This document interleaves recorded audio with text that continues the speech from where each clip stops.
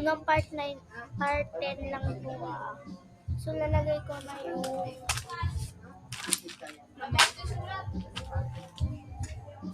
lalagay ko na ito.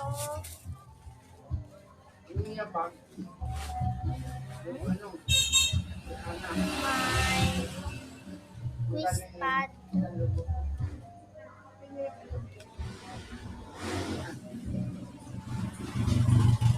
Itong mapa sa AP2 guys. Hindi ko talaga siya tinatangkot. I just gonna put the acrylic marker. Tapos,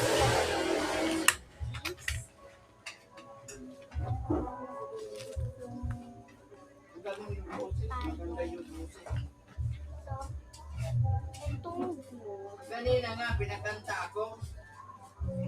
Sabi ko, mamaya na, maya ako yung kumarin na magaling mo ka kumanta. Sabi ko, sabi niya, kanta ka. Sabi ko, hindi ko marunong, yung kumarin ko, marunong yung kumanta.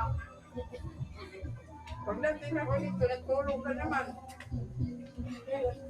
Kanina. lalagay ko yung mayo ko sa dito. Oo nga. Sabi ko niya, huwag mong isingin kaya nagtulog lang.